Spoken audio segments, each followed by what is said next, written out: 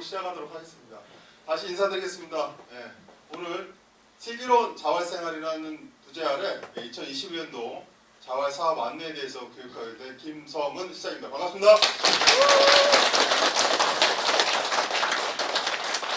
네, 여러분들이 이미 게이트웨이 교육과정에서 자활 사업 안내에 대해서 교육을 다 받으셔서 기본적인 사항은 다 알고 계실 거라 생각합니다.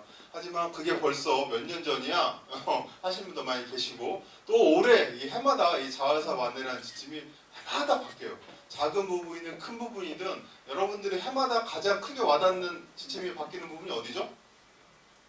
인건비죠, 인건비. 인건비 부분이 가장 많이 바뀌죠. 네, 그거를 비롯해서 여러 가지 것들이 많이 바뀝니다. 본격적인 교육에 앞서서 먼저 간단한 몸풀기 게임을 좀 하고 가도록 할게요. 이거는 모 신문의 광고 사진입니다. 이 사진이 2층 잘 보고 계시죠? 2층에 각자 그 담당 선생님들이 계실 건데, 세미나실은 12명인데 1명, 그리고 중회실은 2명 분들에게 앞으로 나올 문제들을 맞히는 분들에게 상품 전달할 수 있도록 하겠습니다. 2명 그 이상도 가능하면 할 수 있습니다. 여러분들 이 그림이 무슨 제품을 팔기 위한 광고의 사진일까요? 네, 손을 번쩍 들어서 손을 번쩍 들어서 정답을 외치시고 주시면 정답 말씀하실 기회를 드리면 그때 처음이니까 연습 게임이었으니까 그래도 드려야죠. 드리겠습니다. 칼 맞습니다. 칼. 상품은 뭐 많은 거 준비 못했고요. 여러분들의 행운을 드리기 위해서 로또 준비했습니다. 알겠습니다. 여기 먼저 맞추셨어요? 먼저 제일 먼저 다른 목소리가 중요한 게 아니라 손을 먼저 들으셔야 전 너무나 많은 분들이 계시기 때문에 손을 들어서 정확히 내가 말하겠습니다 정답이라고 외치신 다음에 말씀해 주시면 말씀이 좋겠습니다. 이 제품은 칼입니다. 왜 그럴까요? 얼마나 잘 썰리면 칼이 당근을 지나 칼까지 도마까지 썰린다는 그런 정도의 아이디어의 상품이었고요. 다음 하나 더 볼까요? 청소기요. 너무 쉽게 맞추시네. 맞습니다. 청소기. 어디서 보셨나봐요. 이게 모르시겠죠? 저 이거 못 맞추시지 않았어요. 우리 직원들이랑 연습을 해봤는데 이거는 시간이 꽤 걸리더라고요. 이 청소기입니다. 청소기.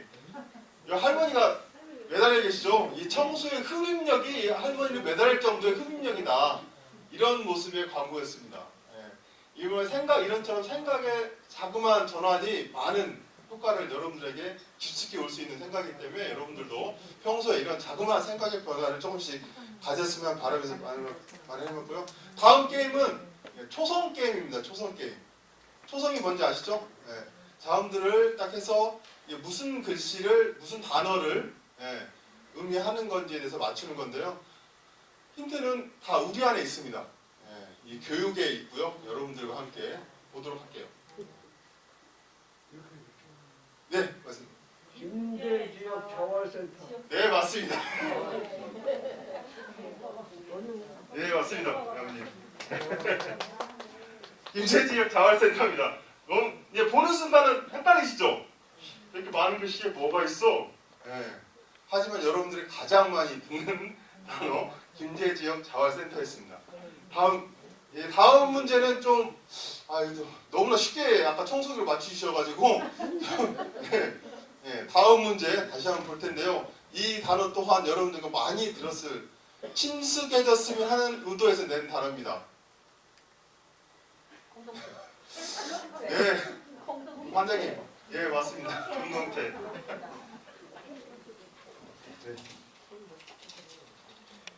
평소에 많이 얘기했던 단어들이죠. 공동체. 결국엔 여러분들과 함께 공동체를 이루어 김제지역 자활센터에서 공동체를 이루기. 아직도 많이 남았습니다. 많이 남았으니까요. 적극적으로 참여해 주시면 상품은 나가도록 하겠습니다. 이번 시간 팀장님의 인사말과 해서 시간이 저희 계획했던 시간보다 지금 1시간가량 줄었어요. 그래가지고 좀 시간 조절하는데 저도 지금 걱정이긴 한데, 이번 시간만큼을 통해서 이것만 꼭 알고 갔으면 하는 세 가지가 있는데 그 첫 번째가 자활사업의 이해. 이거는 어느 정도 그냥 여러분들이 이랬구나 라는 정도 아시면 될 것 같고, 두 번째는 많이 그동안 들었던 사례관리, 그리고 자활 근로사업하는 운영 방침, 이런 것들 또한 어떻게 보면 여러분들도 뭐 담당 팀장이라든지 반장님이라든지 주임을 통해서 충분히 그때그때 할 수 있어요. 하지만 여러분들 개인별로 필요한 이 자활근로 참여하는 근로 조건, 내가 급여를 얼마를 받고 내가 근무를 어떻게 해야 조건 이행이 되고 어떻게 하면 조건 불이행이 되고, 이미 다 한 번쯤 알고 계시지만 그에 변화된 사항들이 뭐가 있고, 내가 받고 있는 급여의 수당은 뭐가 있고 이 수당이 어떻게 변했고, 이런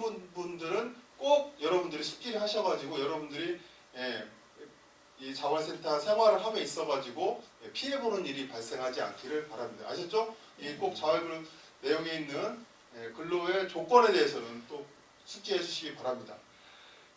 교육을 진행함에 있어가지고 여러분들과 자그마한 약속을 하고자 하는데요. 이걸 그라운드 룰이라고 표현을 합니다. 그 첫 번째가 이제 교육 시간 준수입니다. 여러분들의 정해져 있는 시간이에요. 그죠? 정시에 시작을 하고 정시에 끝나야 여러분들도 너무 좋지. 시간을 6시를 넘긴다. 제가 알기로 6시까지죠? 맞죠? 네. 대답을 해주셔야 저도 넘어가죠. 6시까지죠? 근데 끝나는 것 또한 제가 갖고 있는 강사의 권한 중에 하나입니다. 그죠? 어떻게 강의가 빨리 끝날까요? 여러분들이 이해를 빨리 해주시고 이 협조를 잘 해주시고 시간 준수를 잘 해주시면 당연히 빨리 끝나겠죠. 두 번째가 이제 교육 방해 행동은 좀 금지해 주셔라. 분명히 이 중에서 이 모든 강의의 책임은 저는 감히 강사에게 있다고 생각합니다. 항상 말씀드리지만 졸리는 걸 어떻게 해, 사람이. 앞에가 재미없으니까 졸리는 거지. 그런 것들에 대해서 강사가 책임이기 때문에. 하지만 단 한 분이라도 이 강의에 집중을 해서 듣고 계신데 그분을 방해하는 행동은 그분이 잘못하신 거죠. 그죠? 그분들에게 방해가 되지 않게끔 전화는 아까 무음이나 진동으로 전화가 오면 어디서 받아야 돼요? 나가서, 밖에 나가서 이 안에 들리지 않게끔. 나가서 받는 게 나가면서 받으세요. 나가시면서. 나 지금 교육 중에 이렇게 다 들리잖아요. 좋을 수 있습니다. 제일 재미없는 시간이에요. 아까 뭐 이 소통의 시간, 서로 사랑해라, 서로 아껴줘라. 근데 좋은 말만 해. 근데 이 시간에는 딱딱하게 하루에 8시간 9시부터 출근하셔야 되고요. 주 22시간 참여하셔야 되고요. 이런 내용이기 때문에 정말 딱딱해서 더 졸리실 거예요. 졸리면 주무실 수 있어요. 어떻게 해요? 저 사람이 졸린데. 주무실 수 있지만 코를 고거나 이래 가면 어떻게 해야 돼요? 주변 분들의 방해가 되죠. 그런 분들은 분명히 깨우겠습니다. 그리고 마지막으로 적극적인 교육 참여를 좀 해주셔라. 이게 결국 이루어져야 여러분들이 이해했다는 걸 저도 느껴야 교육을 다음으로 넘어가고 그리고 끝남에 있어가지고 마무리를 지을 수 있다. 적극적인 교육 참여를 통해서 잠깐 MSG 측에서 상품을 조금 준비했다는 거 만족스럽지는 않을지 모르겠지만 또 압니까?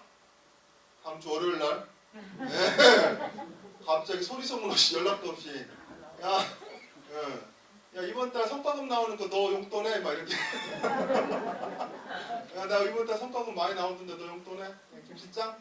그동안 이렇게 당당하게 저한테 전화한테 야 내가 이제 소주나 한잔 살게 뭐 이 정도 말하는 분이 나올 수 있잖아요. 인생은 어떻게 될지 모르는 거니까 이 안에서. 그리고 이제 간단하게 챕터를 넘어갈 때 제가 여러분들이 간혹 너무나 적극적으로 지금처럼 해주신다면 제가 술술 넘어갈 거예요. 하지만 이걸 이해를 하셨나 못하셨나 할 때 제가 한번 가끔씩 이게 뭐예요?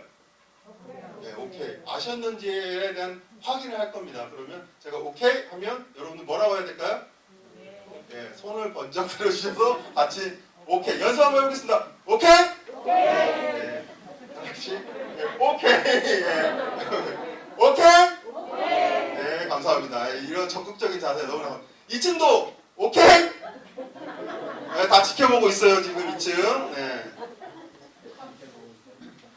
그 첫 번째 시간으로 자활 사업에 대한 개요입니다. 그동안 여러분들 많은 자활 사업의 목적에 대해서 많이 들으셨을 거예요. 자활 사업은 무슨 제도, 무슨 법을 기준으로 해서 만들어졌다고요? 예, 누굽니까? 생활보장. 안타깝지만 국민기초생활보장법인데 그 전에 있던 게 생활보장법이에요. 그건 1960년도에 만들어진. 그것까지 알고 계시는 분이 흔치 않은데 우리 반장님. 국민기초생활보장법 이전에 생활보장법이라는 게 있어요. 생활보장법 때 이 영세민이라고 그때는 표현을 했죠. 영세민들은 누가 대상이었냐면 만 18세 미만, 만 65세 이상, 신체적인 나이로 누군가의 도움을 받아야 이 사회의 일원으로서 구성해 나갈 수 있는 사람들에게만 생활의 보호를 보장해준 시절이었어요. 그런데 1997년도에 대한민국에 무슨 지금과 같은 팬데믹이 한번 일어나죠. 뭐였죠? IMF가 터집니다. IMF가 터지고 나서 보니까 그때 당시 되니까 나이 18세 미만, 65세 이상이 아닌 그 아래에 있는 정상적인 성인이라고 생각했던 분들도 흔한 말로 모든 게 정상적인 걸 모든 걸 다 갖췄던 분들도 직장이 없는 거예요. 생활을 고에 휘달리고 계신 거예요. 일을 못하고 계신 거예요. 대한민국 국민임에도 불구하고 이런 상황에 처해지게 된 거죠. 그에 기반을 해가지고 이 국민기초생활보장법이라는 게 생기게 됩니다. 99년도에 제정이 됐고 2000년도에 이렇게 시행이 됐죠. 그 국민기초보장제도가 생기면서 그때 처음 이제 수급권이라는 게 생겼고 국민기초생활보장법 제7조에 보면 7가지의 급여 제도가 나옵니다. 여러분들이 다 알고 계신 생계급여, 의료급여, 교육급여, 주거급여, 그 다음에 여성분들에게만 드리는, 남성분은 못 드려요. 무슨 급여? 해상급여. 애를 낳는, 못 드리죠? 받을 생각 있으시면. 그리고 마지막 7번째가 장제급여 있고 마지막 7번째가 여러분들이 지금 갖고 계신 자활급여가 있습니다. 그렇게 해서 이 자활급여 제도가 시행이 됐고요. 그 다음에 국민기초생활보장법 제16조에 나와 있는 지역자활센터라는 곳이 있는데요. 국민기초생활보장법으로 수급자들에게 탈빈곤을 하고 빈민에 대한 예방을 하고자 한다. 그럼 뭐 어떻게 해야 되겠냐? 제16조에 지역자활센터라는 조항이 있습니다. 그럼 지역자활센터라는 곳에서 이부 수급자인 분들한테 뭘 해줘? 근로의 기회를 제공을 해주고 기능의 습득을 지원해 줄 수 있도록 해라.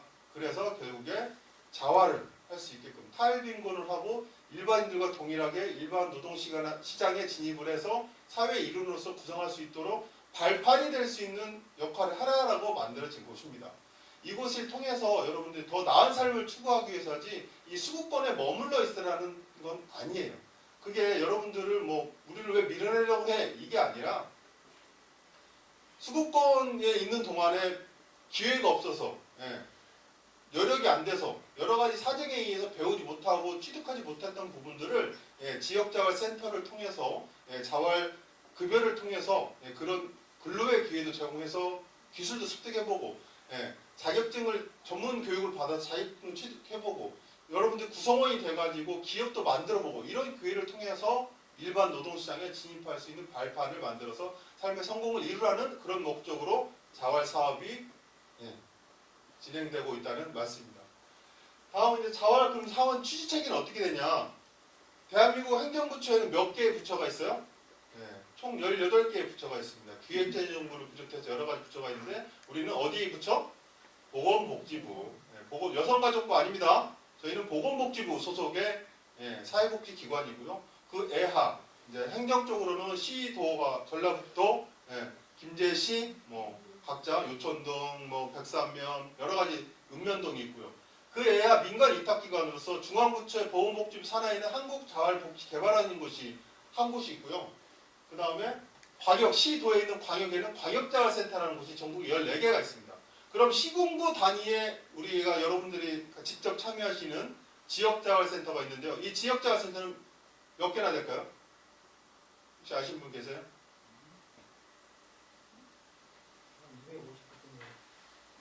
네, 정답입니다.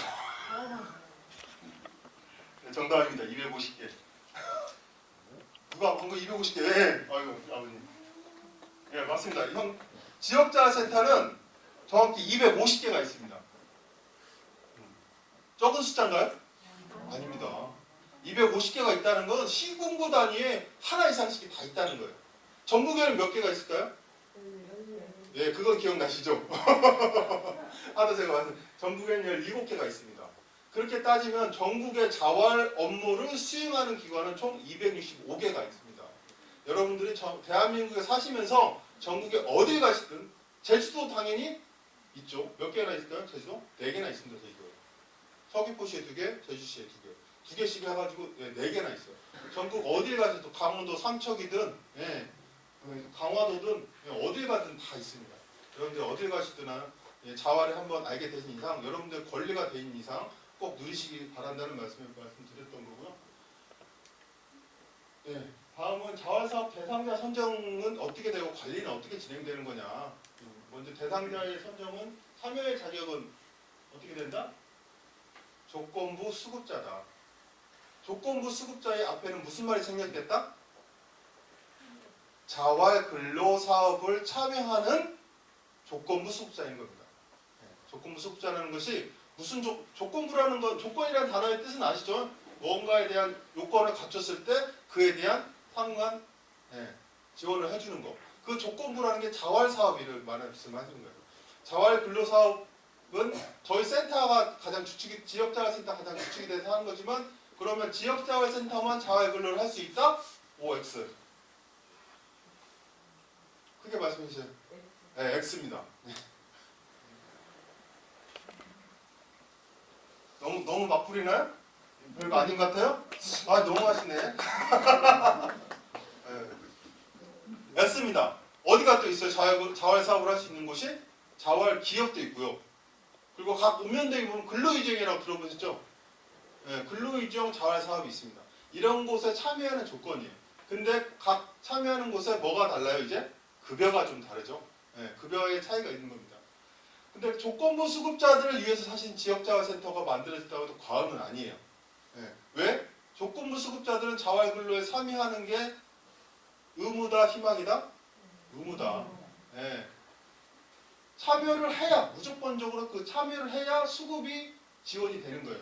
각자 2015년도 생계급여, 그전에는 수급자 하시면 다 통으로 다 지급이 됐죠. 근데 2015년도에 개별급여제로 바뀌면서 생계급여와 의료급여, 의료급여와 교육급여, 의료급여와 뭐 주거급여 이런 식으로 각자에 맞게끔 맞춤형 개별급여제로 바뀌면서 이제 바뀌게 됐는데 그렇기 때문에 그전에는 그 기준이 정확해서 센터에서도 되는지 안 되는지 알 수가 있었어요. 근데 지금은 전혀 알 수가 없어요. 예, 그 주민복지과에 가면 통합조사팀에서 개별적으로 다 조사를 해서 부양원과 갖고 있는 가족, 아까 팀장님이 말씀드렸죠. 자녀가 취직을 하게 되면 이제 수익이 생기니까 그때 탈수를 가장 많이 한다고 현실적이 안타까운 현실이지만 그게 가장 사실 맞고요. 예, 안타까운 예로 드리자면 저희 어머니도 여기 지금 부영 2차에 살고 계신데 하루는 어머님 친구분께서 엉엉 우시면서 울고 있다고 야 친구 울고 있는 좀 와봐 봤더니 어머님이 우시면서 눈물을 닦으시면서 하셨던 말씀이 10년 전에 아들이 부도가 나가지고 이혼을 하고 집을 나간 거예요. 큰아들이. 아까 어머니가 생계급여를 받으시면서 살고 계셨어요. 근데 어느 날 갑자기 나왔던 돈이 끊겼어요. 어머니가. 연락이 왔어요. 연락이 사실은 읍면동에서 분명히 생계급여나 이런 수급을 중지할 때는 연락을 합니다. 근데 어머니가 이제 혼자 사시고 하니까 우편이나 이런 거 연락이 안 됐던 거예요. 근데 당장 끊긴 거예요. 통장에 돈이 안 찍히니까. 가봤더니 뭐가 생겼어요?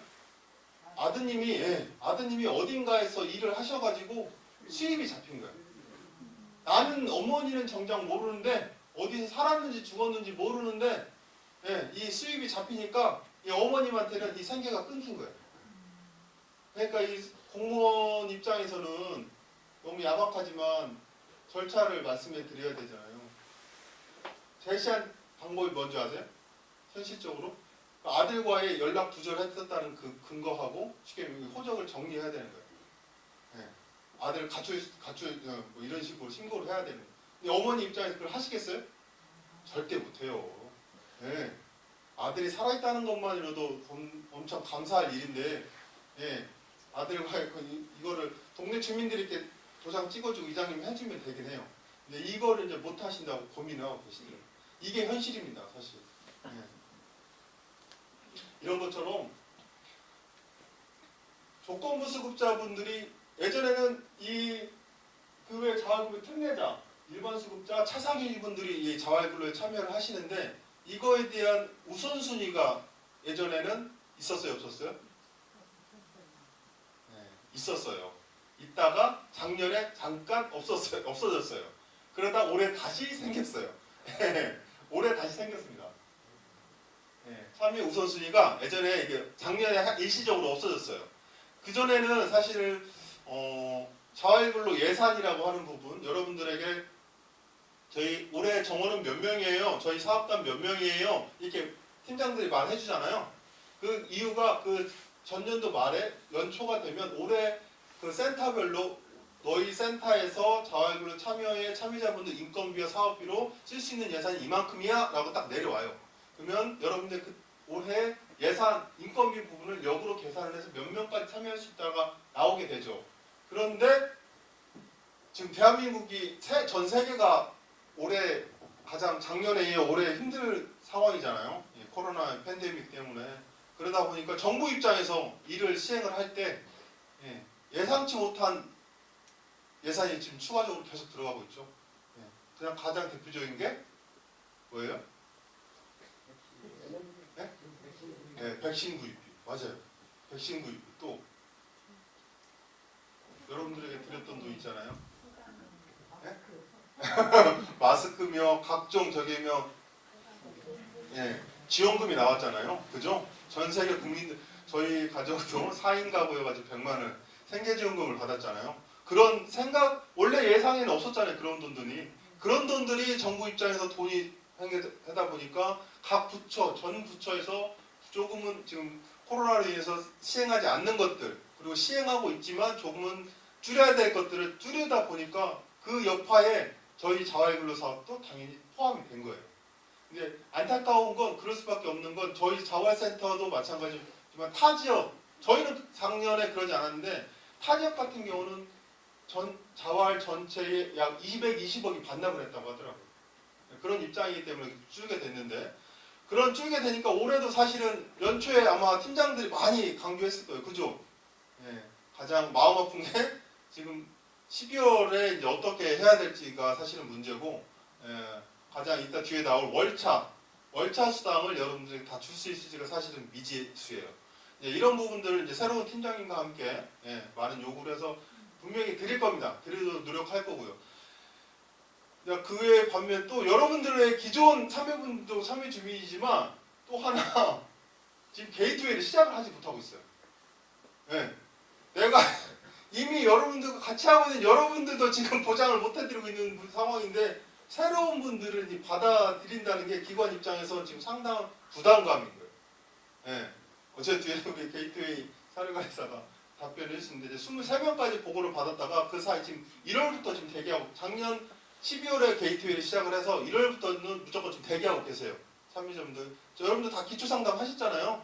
그렇게부터 대기를 지금 넉 달째 하고 계신 거예요. 그분 입장에서는. 근데 그거를 과연 시작하는 게 맞는지 게이트웨이 교육과정을 시작을 해서 사업단위 배정을 하면 저희 입장에서는 인건비를 드려야 되는데 그 인건비가 확보가 안 됐는데 이걸 어떻게 시작하냐 이거에 대해서 지금 지자체가 많이 협의를 하고 있어요. 그래도 너무나 장시간 기다리게 되고 하기 때문에 5월 달에 분명히 시작은 하긴 할 겁니다. 그런 과정에 있을 때 예산을 아무리 생겨봐도 10명밖에 참여를 못한다. 그럴 때 이제 이 참여의 우선순위가 적용이 되는 거예요. 저희 입장에서. 누구를 먼저 우선순위, 가장 이제 좋은 방법 중에 하나는 뭐겠어요? 선착순이겠죠. 저희 입장에. 접수한 순서대로 먼저 교육을 시작할 겁니다. 지금 20명을 다 20명 이상을 교육한다는 것도 사실상 교육상 여건에 따라가지고 저희가 이곳을 저희만 쓰는 공간이 아니잖아요.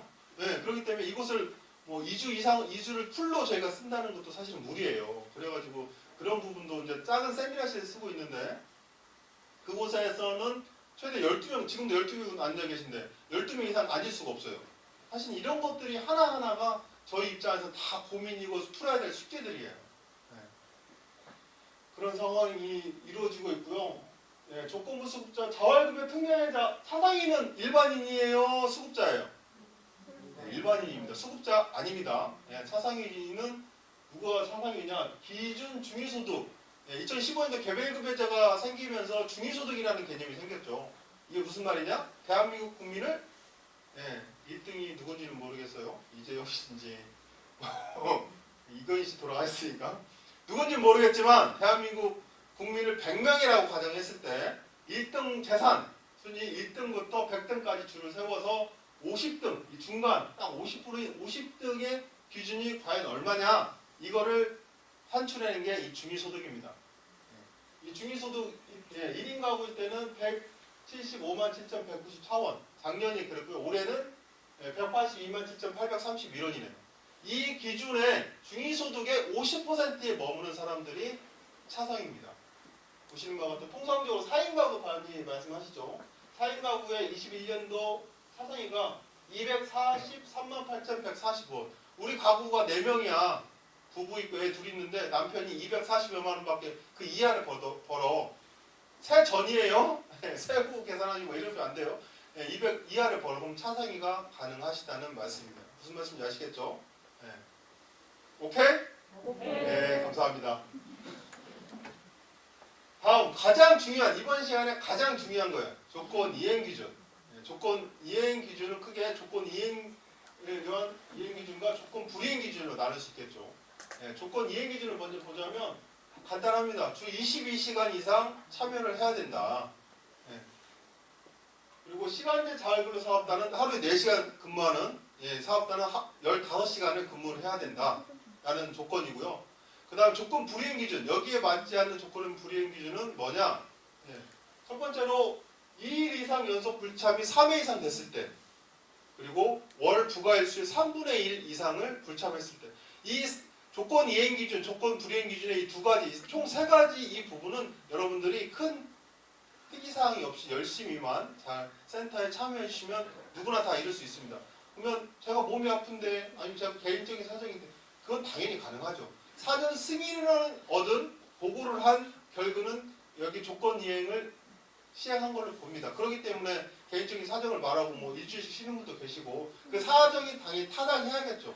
사실은 저희가 그것도 판단을 해야 되는 게 맞지만 되도록이면 당연히 그런 것도 여러분들 기준에 맞춰서 하려고 노력을 합니다. 하지만 무단결근 아무런 말 없이 그냥 나오고 싶을 때 나오고 나오고 싶지 않을 때 안 나오고 이거는 문제가 당연히 되는 거죠. 아까도 말씀드렸지만 이게 직장은 아닙니다. 하지만 여러분들 여기를 통해서 직장 생활을 할 수 있게끔 하기 위해 직장을 기준으로 모든 편성을 해요. 연습한다고 생각하는 기관인 거죠. 그러기 위해서 여러분들의 이 지침은 보건복지부에 내온 이 지침의 대부분이 일반인들이 직장 생활을 하면서 적용받는 법이 뭐죠? 적용받는 그 직장 하루에 몇 시간 근무해라 뭐 4시간 근무하면 30분 휴식 시간 줘야 된다. 뭐, 크게 말씀해 주세요. 네, 근로기준법 맞습니다. 상품 다음부터 바꿔야겠다. 이게 로또를 크게 뭐 호응을 안 해주시네. 별로 아닌 것 같아요. 네, 알겠습니다. 꼭 행운이 있을 겁니다. 근로기준법을 기준으로 하고 있습니다. 하루 8시간 근무하는 건 어디에 나와 있어요? 근로기준법에 나와 있어요. 일반 노동시장의 근로자들이 하루 8시간. 주 5일 근무제죠. 주 5일 근무제입니다. 여러분도 거기에 기준으로 주 5일 근무하고 있죠. 방금 말씀드렸던 것처럼 근로기준법에 주 5일 근무제라고 되어 있어요. 주 월요일부터 금요일까지 근무제예요? 맞아요? 아니에요? 네, 아닙니다. 무슨 말이냐? 월요일부터 금요일이 저 뒤에 있는 항상 말씀드린 저 달력은 월요일부터 금요일까지 일을 하고 토요일 일을 쉬는 이 달력은 누구 거예요? 공무원들 거예요. 네. 원칙은 근로자들은 5일, 주 일주일 7일 중에 5일만 근무하면 돼요. 그래서 우리 직장은 화요일부터 토요일까지를 근무 기간으로 세웁니다. 우리는 수요일부터 일요일까지 근무를 합니다. 그렇게 따지면 주말 근무하는데 다 문 닫아야 되잖아요. 그렇기 때문에 5일만 채우면 되는 거예요. 그게 근로기준법이에요. 뒤에 나와 있는 여러분들이 통상적으로 지금 알고 있는 저 달력은 관공서, 공무원들의 규정법에 나와 있는 달력입니다. 거기에 맞춰서 이제 은행이라는 것이 거기에 맞춰서 돌아가고 가장 큰 게 금융권이죠. 금융권이 거기에 맞춰서 돌아가고 거기에 맞춰서 다른 사업단 돌아가다 보니까 일반적인 이제 저 달력을 사용하면서 월요일부터 금요일까지 근무를 하고 일주일에 만근하면 일요일에 일부 휴가를 주는 걸로 이렇게 되어 있는데 이거는 기본적인 표준이고 주 5일 근무제는 주 사업단의 특성에 맞춰서 우리는 화요일 방금 말씀드렸던 것처럼 화요일부터 토요일까지 근무할 수도 있는 거고 각 업무 특성상 고려해가지고 그걸 선정하면 되는 겁니다. 그런 걸 근로자들은 어디에다 써요? 계약할 때? 취직하면 뭐 써요? 근로계약서라는 걸 쓰죠. 여러분들은 뭘 써요?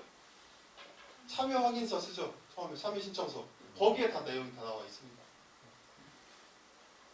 조건 불이행 기준의 가장 하이라이트죠.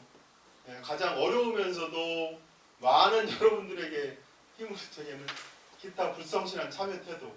이게 정말 이제 이거는 일자수 딱딱 체크해가지고 안 나왔으면 정리하면 되지만 상습적인 결국 지각 조퇴, 음주, 정당한 지시 불이행, 자활사업 방해 이런 것들에 대한 이제 정확한 기준이 사람마다 다르고 환경마다 다르고 그때그때 여건에 따라 달라지다 보니까 사실은 엄청난 많은 혼돈을 주고 있어요. 그죠? 하지만 제가 예전부터 가장 강조했던 이 지금 나와 있는 상황 중에 가장 강조했던 건 뭐예요? 음주입니다. 음주. 그죠? 음주는 왜 안 돼요? 첫 번째는 누구? 본인입니다. 본인. 옆에 사람도 중요하지만 첫 번째는 본인. 본인이 사업장에 물론 그렇지 않은 사업장도 있고 많은 사업장도 있지만 안전사고의 위험은 어디에든 있어요. 그렇잖아요. 가다 넘어지기만 해도 사람이 어떻게 될지 모르는 거고 장비 다루는 사업장은 더 말할 것도 없고요. 음주라는 건 사람의 본인의 안전사고 문제 때문에 당연히 첫 번째로 지켜져야 됩니다. 본인. 그 다음에 같이 일하고 있는 공동체에서 같이 구성되고 있는 옆에 주변 동료들. 음주자, 야, 내가 혼자 술 먹고 내가 혼자 그냥 하고 내가 다쳤으면 내가 책임지는 거니까 내가 알아서 먹겠다는데 네가 뭔 상관이야. 이런 말씀하시는 분들 많으세요. 근데 그게 맞나요? 아닙니다. 눈이 여러 번 말씀드렸죠. 어려서부터 저도 역전 예전에 아세요? 역전 앞에 주조장 있었던 거? 모르세요? 역전 앞에 주조장이 김제에서 처음 주조장이었어요. 거기서 저 황산에서도 여기까지 와서 막걸리 받아가고 그랬었거든요. 큰 옛날 말통에다 아시죠? 아버지 오토바이 뒤에다 실면 앞에 거기 타가지고 갑자기 생각나는데 어려서 아버지한테 주전자에다가 막걸리 받아다가 갖고 가서 술에 취한 아버지한테 맞고 자랐어요. 한 소녀가. 그 소녀가 매번 이렇게 맞아가면서 항상 아버지 술에 취해 계셨고 그렇게 성장을 합니다. 이 아버지를 벗어날 수 있는 방법은 뭐예요? 이 아버지를 벗어날 수 있는 방법은 뭐예요? 도망가는 거. 도망가다 잡히면 이제 더 맞겠죠. 뭐예요? 정당한 방법은 아버지가 돌아가셔야죠. 그리고 아버지가 안 돌아가시면 시집 가는 거요. 시집 가는 거 말고는 방법이 없었어요. 예전처럼 인천이나 이런 데로 서울 평화시장에 공장 일이 이런 거 아니고 시골에서는 결국에는 시집 가는 방법밖에 없었던 거예요. 그래서 시집을 갔어요. 시집을 갔더니 누가 이제 그래? 남편이고 신랑이 그래요. 신랑이 힘든 일 하고 왔다고 야 내가 오늘 얼마나 힘든 줄 알아? 네가 알아? 술자리나 봐와. 술 먹고 술 먹고 또 폭력이 행해져. 지금은 많이 안 그러죠. 예전에 과거에 어머니들 정말 갑자기 얼컥하는데 그러면서도 왜 살았어요? 왜 살았어? 그 새끼들 때문에. 맞아요. 그렇게 맞으면 새끼들 키우면 내가 애들만 다 교육시키고 분가시키고 하면 나도 어떻게든 이놈을 죄송합니다. 어떻게 사생결단을 내겠다 그렇게 살았어요. 그렇게 해서 그리고 다행히 아까 이런 말 죄송합니다. 행운인지 뭔지 모르겠는데 아무튼 그런 분이 일찍 돌아가시거나 아니면 크게 마음 먹고 예? 갈라 쓰고 내가 그냥 직접 나 혼자 키우겠다 해서 갈라 섰어요. 그래가지고 애들 다 키웠어요. 그래서 이제 젊은 시절 이제 뼈 빠지게 일을 해가지고 힘들게 했어요. 그러면서 애들은 커왔겠죠. 아들은 커왔어요. 이제 집에서 좀 쉬려고 했더니 이제 누가 그래요? 아들이 그래요. 취지가 안 된다고. 취지가 안 되는 게 엄마죠. 네. 그 아들 또 먹이겠다고 자활에 나오는 거예요. 그러니까 네? 죄송합니다. 네. 아들 분은 앉아가지고 하루 종일 게임하고 계시고 그 어머니는 자활에 나와서 힘들게 주변 분들하고 어렵게 일을 해가지고 자활에서 받은 돈으로 그 아들 아이템 사주고 컵라면 사주고 그럼에도 어머니 뭐 걱정해요? 밥은 먹었냐고. 예? 그런 이제 밥은 먹었는지 자기 일 갔을 때 밥은 먹고 게임을 했는지 그 걱정하고 있어요. 예. 그게 그런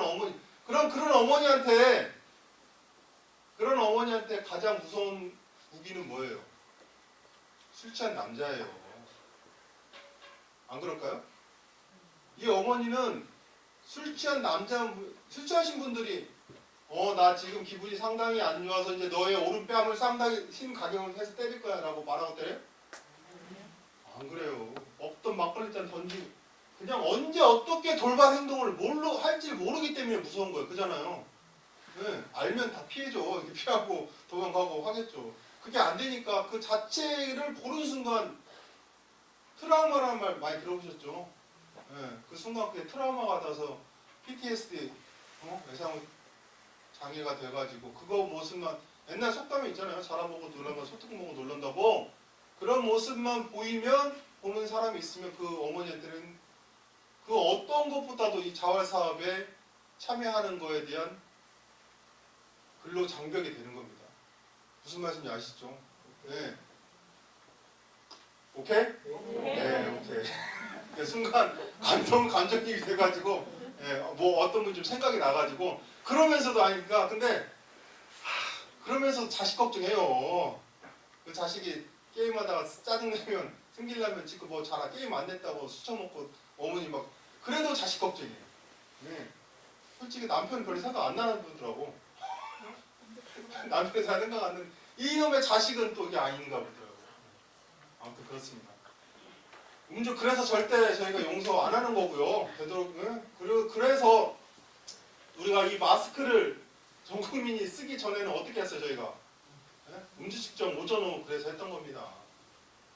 그분을 위해서 같이 일하는 공동체 구성원들을 위해서 최소한의 지켜야 될 우리의 기준이었기 때문에 여기까지는 그리고 어떻게 보면 조건 불이행 기준 중에 저희 센터에서 여러분들과 함께 풀어나가야 될 숙제 같은 부분이에요.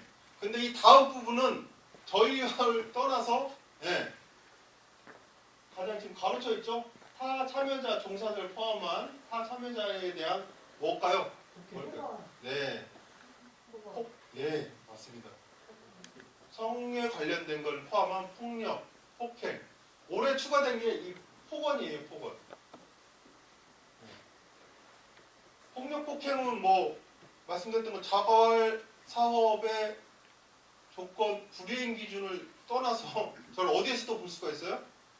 네, 경찰서 가서 보실 수 있습니다. 경찰서 그 다음 뭐 유치장 뭐 이렇게 그런 데서 볼 수 있어요. 그와 마찬가지로 이 예전에 이런 말 있죠. 말로 사람을 때린다고. 주먹으로 때리는 것만 지금은 폭력이 아니라 말로써 사람을 때리는 것 또한 그와 마찬가지라는 거죠. 성희롱도 마찬가지예요. 성희롱은 누가 수치심을 느끼는 거예요? 내가 너 이쁘게 생겼는데 내가 너한테 성적 수치심을 좀 줘야겠어 하면서 눈에서 막 뭐 이렇게 쏘아가지고 해야 그 사람이 수치심을 느껴요? 아니에요. 그런 시선을 받는 내가 그런 수치심을 느꼈다면 그게 성희롱이 되는 겁니다. 협박 또한 거동범이라 그래요. 무슨 말이냐? 너 죽어. 이런 말 남자들 많이 하죠. 흔히들. 이 말 자체가 나는 전혀 사실 그럴 이양이 아니었어요. 그냥 난 농담처럼 한 거야. 근데 듣는 사람이 진짜 제가 날 죽이려고 하나? 이렇게 느끼는 순간 그 협박범이 성립을 한다는 거예요. 이게 법이라는 것도 법의 감정도 시대의 흐름에 탑니다. 과거에 어른들 예전엔 기억나시나요? 그 소독차 지나가면 애들 막 집에 놀다가 씻다가 빤스 안 입고 막 뛰어다니잖아요. 그런 것도 있어. 그런 애들 보면 또 동네 어른들 귀엽다고 교육상 하는 얘기입니다. 이놈의 자식 고추 한번 이렇게 막 하잖아요. 솔직히 동네 어른들 많이 안 그랬어요. 저도 그런 피해자 중에 하나였고요. 동네 어른이라고 하시는 분들이 정말 우리 애 잘생겼네, 똑똑하게 생겼네, 머리 한번 쓰다듬어 주시면 감사했던 일들이에요. 그죠? 예전에는 그랬어요. 아이고 그래도 동네 어른이시니 우리 아들 이뻐해 주시네. 고마워했던 일들이 지금은 난리 나요. 남자 여자를 가리지 않습니다. 머리 한번 잘못 쓰다듬었다가도 큰일 납니다.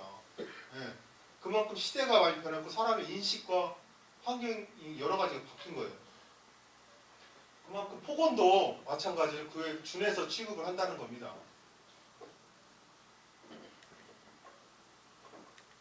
우리 누가 제가 한번 그 얘기할게요. 이상 조건불이행자 관리 큰 글씨 말고 폭력 및 폭언을 가하여서 피해자 보호를 위해 자활사업 재참여 제한이 필요하다고 판단된다면 해당 시군구 내에서는 자활사업 재참여 제한이 가능하다. 이게 작년에 추가된 겁니다. 그리고 올해 추가된 사항이 다 참여자 종사를 포함해서 성폭력 및 폭언을 가하여 벌금형 이상의 형을 선고받은 경우 피해자 보호를 위해 즉시 자활사업 재참여 제한이 가능하다. 전에는 보고 절차를 거쳐서 참여를 제한하겠습니다 하고 제한을 했다면 지금은 즉각적으로 그분을 배제시키고 차후에 보고를 해가지고 그분의 조건 불이행 처리를 할 수 있다는 거예요. 폭언을 포함해서. 그만큼 이런 부분에 사람들의 예전에는 조금은 감성에는 좀 유했어요. 그죠? 야 당장 내 피부에 와닿는 거 아니고 때리기 한 거 아닌데. 근데 지금은 그게 맞나요? 차라리 한 대 때려라. 이 정신적인 피해에서 오는 그 이후의 피해 상황들이 너무나도 커요. 불면증이 온다든지 아까 말한 트라우마 돼가지고 그 유사한 상황이 발생이 되면 그와 동일한 공포심이 생긴다든지 이런 것들이 생기기 때문에 이 말로도 충분히 그 사람의 정신을 피폐시킬 수 있고 그 사람이 큰 피해를 줄 수 있다는 겁니다. 그만큼 강조되고 있습니다. 한 번에 그랬던 생각으로 실수로 여러분들이 그리고 생애 발판이 되고자 왔던 이 자활사업에서 피해 아닌 피해를 보는 경우가 발생하지 않기를 바랍니다. 여기까지 이번 시간 하고요. 잠깐 5분간 쉬시고 휴식 시간을 짧게 드린 이유는 아시죠? 네. 짧게 잠깐 쉬고 다시 교육 이어가도록 하겠습니다. 감사합니다.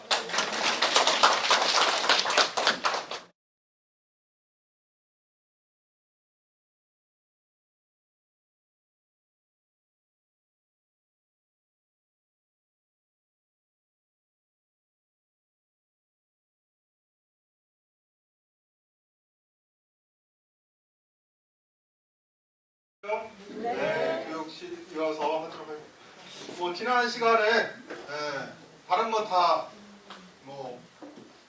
로또 챙긴 걸로 감사해도 될 정도로 이어져서 좋습니다. 하지만 조건 불이행 기준 다시 한번 강조하고 싶습니다. 여러 번 강조되다 전혀 지나침 없는 조건 불이행 기준, 상습적인 지각, 결근, 조퇴. 이거 여러분들 참여 주민들이 공동체를 하고 있는 사업단 내에서 여러분들끼리 서로 충분히 약속하고 조율해서 할 수 있는 부분이라고 생각해요. 하지만 정당한 지시불이행, 자활사업 방해, 그 중에서도 가장 위험한 음주, 그리고 이 모든 걸 초월하는 폭력, 폭행과 감지되고 있는 폭언, 이 폭언에 대해서 다시 한번 강조드리고요. 실제로 이런 사례가 있었어요. 아까 전 시간에 하려고 하다 시간상 안 했는데 다시 한번 너무나 중요한 사항이라 말씀을 드릴게요. 저희 센터에 진짜 있었던 일이고요. 뭐 이제는 두 분 다 근무를 하고 있지 않기 때문에 말씀을 드릴게요. 모 사업단에서 여러분들 야외에서 일을 하고 있는 사업단들은 비가 오면 일을 어떻게 하죠? 안에 들어가서 하죠. 맞습니다. 통상 이제 밖에 나가서 했어야 되는데 비가 와서 못 하고 있으면 자활 사업에서 이제 근무를 안 하는 걸로 쳐야 되지만 이제 실내에서 할 수 있는 일들이 있죠. 장비 점검을 한다든지 청소를 한다든지 실내 정비를 하는 그런 것들을 합니다. 그것도 엄연한 여러분들의 자활 근로라고 생각을 하기 때문에요. 그날도 그런 날이었어요. 비가 와가지고 밖에서 일을 못하고 실내에서 일을 하고 있었는데 그 사업단은 이미 자활근로 사업에 젊은 시절에 참여를 하셔가지고 이때 나오지만 원래 예전에는 그 자활근로 참여 제한이 있었어요, 없었어요? 없었습니다. 2015년도에 자활근로 참여에 제한이 생기기 시작했습니다. 그 시절엔 자활근로 참여 제한이 없다 보니까 10년 가까이 젊은 나이에 시작을 해서 반장까지 하고 계셨던 분이 계셨어요. 40대에, 30대 초반에, 30대 후반, 30대 초반에. 그런 분이 반장을 하고 있던 그 사업단에 게이트웨이를 막 마치고 내일 모레 정년퇴직을 앞두신 60대의 아버님이 사업단에 배정이 됐어요. 그렇게 하고 있는데 그날 비가 와가지고 실내 청소를 하고 있었죠. 근데 아버님이 그 전날 역시나 술 한잔 하셔가지고 피곤하셨던 거예요. 일을 어차피 나가서 못하니까 좀 쉬면 어떠냐. 근데 다 모여서 참여진들끼리 모여가지고 회의를 했죠. 오늘은 뭐 할까? 그랬더니 여기 청소도 좀 하고 몇 명은 여기 장비 점검을 좀 하고 뭐 이렇게 합시다 했어요. 그러면 지금 몇 시에 시작을 해서 몇 시 동안 이걸 하겠습니다라고 공지를 했어요. 그런데 그 아버님은 휴게실에서 계속 주무시고 쉬신 거예요. 이 반장은 어떻게 했어야 될까요? 어떻게 해야 돼요? 그 아버님을? 어떻게 해야 돼요? 가서 깨워야죠. 깨워서 같은 분, 다른 분도 일할 때 같이 일해야죠. 아니면 그때 깨우러 갔을 때 아버님이 반장 미안한데 내가 어제 너무 제가 좀 몸이 너무 안 좋다. 좀 쉬었다가 할게. 이렇게 했다면 사람인지라, 그죠? 사람인지라. 그러세요. 그러면 좀 쉬었다가 말씀드릴 테니까 좀 쉬었다가 아버님 할 수 있는 일은 좀 이따 이렇게 이것 좀 해주세요. 라고 했겠죠. 그게 어떻게 보면 사람과 사람으로서 충분히 그것까지 이해되지 않나요? 저는 개인적으로 이해됩니다. 그게 사회 통념이라고 생각해요. 하는데 이 아버님이 그렇게 하지 않으셨죠. 듣는 둥 마는 둥. 그냥 말 그대로 대답도 없이 그냥 돌아서 다시 누워서 주무셨어요. 그리고 나서 다시 이 반장이 또 돌아와서 일을 하는데 다시 오지 않으니까 또 갔죠. 이 반장이 이제 그 다음에 할 수 있는 제재는 뭐가 있어요? 엄연히 지침의 기준이 있잖아요. 이게 바로 정당한 지시 불이행이에요. 그 원한 팀장이 갖고 있는 걸 반장한테 위임을 했고 위임받은 반장이 이 사업단을 진행함에 있어가지고 다 같이 그것도 혼자 독단으로 한 게 아니라 참여진들로 이렇게 하자고 진행하자고 약속을 했고 그렇게 진행하는 과정에 이탈자가 생겼기 때문에 그거에 대한 제재를 가한 겁니다. 제재를 가할 때 그분이 명확히 그거에 대한 사유를 말씀해 주시고 이분에게 양해를 구하고 이해를 구했다면 반장님도 그렇게 안 하셨겠죠. 근데 그런 말이 전혀 없으니까 이 반장 입장에 동일하게 대하기 위해서 아버님 더 이상 이렇게 안 하시면 조건 불이행 기준을 하고 나는 결근 처리할 거예요. 이런 식으로 얘기를 하신 걸로 알고 있어요.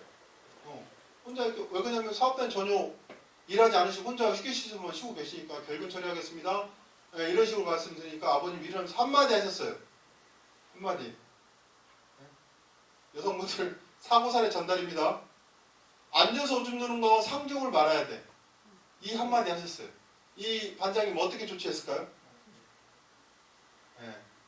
성격에 따라 이제 그게 나오겠죠. 여러 가지 했겠지만, 아까 우리 센터, 지역자활센터가 250개 전국에 다 있듯이 이보다 더 많은 조직이 또 있죠. 대한민국에. 공권력인 경찰이 있죠. 이 반장님 냉정을 유지하시면서 112에 전화하셨어요. 그래가지고 경찰 출동해서 현장범으로 체포가 됐어요. 법에는 약식명령이라는 게 있습니다. 약식명령이 뭐냐? 무슨 잘못을 해서 경찰이 수사를 하고 검사한테 넘어가면 검사가 이제 이 죄를 판사에게 올리면 기소를 하면 이제 판사가 잘못이 있다 없다 잘못했으니까 이만큼 형벌을 내린다라고 하는 그 과정을 재판이라는 걸 거치는데 그 이전에 누가 봐도 명확하게 잘못을 했고 누가 봐도 이 죄는 큰 죄는 아니다. 라고 판단이 될 때 검사가 약식 명령이라는 걸 통해서 벌금형 정도, 이제 구치소에 가는 형벌이 아니라 이제 벌금형으로 그걸 판결을 하는 경우가 있어요. 누구나 봐도 확인하는 정확하게. 왜 주변에 다 증인들 있고 다른 참여자분들 그분도 이제 인정을 하는 상황이고 하니까. 그래서 그분한테 100만 원의 벌금형이 떨어졌습니다. 벌금형 100만 원의 의미가 돈 100만 원의 의미로 끝나지 않습니다. 벌금형도 엄연한 형이에요. 구치소에 가서 하는 형이랑 똑같은 형입니다. 여러분들 흔히 말하는 빨간 줄 이거 똑같은 형이에요. 근데 그거의 비중이 좀 경하니까 벌금이라는 걸로 대체할 수 있게끔 너의 노동으로 인한 벌어들은 돈으로 이거를 대체해라는 식으로 하는 거죠. 결국엔 그분 당연히 어떻게 됐겠어요? 자활 참원에 종결 처리가 됐고 경찰서에 가서도 그런 처리가 된 거죠. 이만큼 다시 한번 강조합니다. 정말 많은 시대가 많은 변화를 요구하고 있어요. 스마트폰 나온 지 얼마 됐어요? 15년? 15년도 안 됩니다. 정말 TV에서 그랬죠. 애야, 얼굴 보고 통화하고 정말 영화에서나 나올 법한 일들이 그렇지 않아요? 여러분들 뭐 앞에 계신 우리 20대 친구들은 뭐 당연하게 쓰는 것들이 저희 어렸을 때는 이 영화에서나 나올 법한 것들이 급진전했어요. 그러면서 많은 부분도 지금 많이 변화하고 있습니다. 사람이 살아가는 환경이. 거기에 맞춰서 우리도 결국엔 적응해서 살아야 된다는 말씀을 드립니다. 이번 시간에는 자활사업 프로그램, 여러분들이 말씀드리는 이 자활사업 프로그램, 이 자활센터에 참여하시면서 여러분들이 자활 근로를 하고 사례관리를 하고 하는 것들을 모두 프로그램이라는 표현을 합니다. 왜? 직장에는 복지기관이라는 개념으로. 지침 자체에 이렇게 나와 있습니다. 자활사업 프로그램. 먼저 자활 사례관리를 한번 들어볼게요. 이게 여러분들이 흔히 말하는 자활 사례관리의 흐름도입니다. 자활 사례관리에 가장 먼저 하는 건 여러분들과 저희의 만남이겠죠. 처음 만나는 인테이크라고 표현하는 처음에 맨 처음 초기 상담, 그리고 진단 평가, 그리고 게이트웨이 교육 과정을 통해서 여러분들이 기초 과정을 약 2주 정도 봤죠. 그리고 그 다음에 교육훈련 견습이라는 걸 하고 IAP, ISP라는 걸 수립합니다. 기억나시나요? 너무 오래돼서 기억 안 나시죠? 사실은 이 사례관리 게이트웨이 과정에서 가장 중요한 부분이 IAP와 ISP 수립입니다. 영어로 말해서 너무 어려운 부분인데 뭐 인디비듀얼 액션 플랜이라고 해서 개별적 행동 계획. 내가 이 게이트웨이 교육 과정을 통해서 이 자활이라는 것을 알게 됐는데 자활을 알게 됐더니 나의 꿈이라는 걸 이렇게 생각해본다. 그래서 내 이 꿈을 이루기 위해서 어떤 행동들을 해야겠다. 예를 들어서 내가 세탁을 하는 꿈을 꾸게 됐다. 그러면 이 세탁사업단에 배정을 해서 세탁사업단에게 열심히 적응을 해서 일도 배우고 세탁을 하려고 했더니 배달도 해야 되네? 그럼 나는 운전면허증이 없네? 그럼 나 운전면허증을 먼저 좀 따야겠다. 내가 당장 지금 이제 막 들어와서 바로 다른 일을 할 수는 없으니까 배달을 먼저 하는 게 좀 더 쉬울 것 같으니까 운전면허증을 먼저 따야겠다. 그리고 이제 사업단에 적응을 하면서 세탁 요령도 또 배우고 세탁 기술도 배우고 그래서 전문적인 기술자인 세탁 기능사까지 한번 따보겠다. 그럼 세탁 기능사 자격증을 따야 되는데 이에 필요한 교육이 필요하고 이에 대한 지원이 필요하다. 이렇게 그리고 난 다음에 세탁 사업단을 자활 기업으로 창업까지 하겠다라고 본인의 진로에 대한 꿈을 정리하는 게 IAP입니다. 그리고 여기에 상응한 ISP, Individual Service Plan. 그럼 센터에서 나한테 뭘 해줘야 되냐? 아까 뭐해서 운전면허증 따려면 학원비 있어야 되죠. 시간 보장해줘야 되죠. 그죠? 세탁 기능사 교육 받아야 되죠. 저 자활 같은 경우는 자활 연수원에서 하고 있는 그 기능사 교육도 있고 그게 안 되면 개인이 하는 세탁 기술 학원에 가가지고 배울 수 있는 거잖아요. 그러면 센터에서는 이런 지원을 해줘야겠다라고 세우는 게 IAP, ISP입니다. 여러분들이 조금은 이제 게이트웨이 과정에서 처음에서 자활이라는 자체가 낯설어서 이거에 조금은 너무 쉽게 생각을 쓸 수도 있는데 좀 더 앞으로 더 강조할 거고요. 해마다 사실은 연말에 ISP 재수립을 하죠. 기억나시나요? ISP 재수립을 합니다. 근데 여러분들이 거기에 주 목적을 뭘로만 생각을 해요? 사업단 이전. 사업단 이전하고 싶으신 분 IAP 재수립에 쓰세요. 왜 써요? 사업단 이전이라는 건 뭘 의미해요? 나의 꿈이 이렇게 바뀌었다는 겁니다. 사람이니까 그게 가능해요? 불가능해요? 가능합니다. 얼마든지. 그렇기 때문에 IAP 재수립을 하는 거예요. 아, 내가 정작 해보니까 내가 처음에 생각했던 거하고 너무나 다르네. 그래서 이 사업단 한번 다시 가봐서 이 사업단도 내가 한번 다시 경험해보고 나의 꿈을 다시 한번 키워보고 싶네. 그게 IAP 재수립입니다. 단순히 여기하고 이 사업단에서 아우 이 사업단 지저머리나 나 다른 사업단 가고 싶어 이게 아니라 나의 꿈을 이루어 나가는 과정에 있어서 누구나 다 그런 실수할 수 있는 거잖아요. 해보니까 근데 정작 나 아직도 이 꿈은 있지 않았지만 이 자활센터 이 환경 여건에서 도저히 이룰 수가 없을 것 같아. 당장은 또 그러면 다른 꿈을 한번 꾸어봐야겠어 라고 하는 게 ISP 재수립이에요. 그 시간을 좀 헛되이 안 보냈으면 하는 바람입니다. 이 과정을 모두 통틀어서 지침에 나와 있는 것처럼 참여주민의 자활 수립을 위해 필요한 모든 프로그램 여러분들한테 포함된 그 중간에 있어가지고 내 신체적인 장애가 생겼네? 치아가 너무 나빠졌어. 나 치아 지원 좀 하고 싶어. 이거에 대한 지원을 요청한다든지 긴급으로 어디가 몸이 안 좋아서 긴급 의료 지원을 받기를 원하신다든지 이런 여러분들과 관련된 모든 걸 다 한마디로 자활 사례관리라고 표현을 합니다. 그 안에 사실 자활 근로 사업이 있는 거예요. 근데 자활 사례관리라는 이 용어가 이제 이쪽 종사자들에 해당되는 말인데 사례관리라는 말이 사회복지 전반적으로 쓰고 있어요. 근데 사회복지 전반적으로 쓰고 있는 사례관리와 자활 사례관리는 저는 엄연히 다르다고 생각을 합니다. 그래서 지금 한국 보건복지부 산하에 한국자활복지개발원이라는 곳이 있다고 했죠. 그곳에서도 자활의 발전을 위해서 많은 연구와 노력을 해요. 사례도 하고 이 사례 관리라는 이 많은 좀 변화를 주려고 지금 시도 중이에요. 왜 그러냐? 일반 사회복지기관은 무슨 프로그램 아버지 어머니 모여가지고 노래교실하고 이런 거 한번 서비스하고 주면 끝나는 프로그램들이에요. 하지만 우리 자활은 그게 끝이 아니죠. 방금 말씀드렸던 것처럼 이런 꿈에 대한 시도를 해봤다가 실수나 아니면 다른 변경이 된다면 또는 다른 길로 가야 되고 경영 사업과도 맞물려야 되고 개인 특성에 대한 것도 수없이 변경되는 걸 시시각각 쫓아가면서 해야 되기 때문에 많은 이 사례관리가 앞으로 여러분들한테 많은 변화를 줄 거고 많은 시도가 있을 겁니다. 간단히 게이트웨이 교육과정은 어떻게 되느냐 말씀드렸던 것 처음 접수하고 여러분들 초기 상담을 하고 기초교육 과정을 통해서 많은 현장 실습도 하고 그 다음에 최종적으로 IAP 수립하는 게 사실은 게이트웨이 교육과정의 목적입니다. 그래서 그걸 시행하는 과정이 첫 관문이 이제 그 사업단에 배정이 돼서 그 사업단에서 그 꿈을 펼치시는 게 맞고요. 이 교육과정은 게이트웨이 운영은 어떻게 되냐? 첫 번째 교육기간은 몇 달? 통상 2달을 합니다. 2달에 케이스에 따라서 1달을 더 추가적으로 하는 경우도 있고요.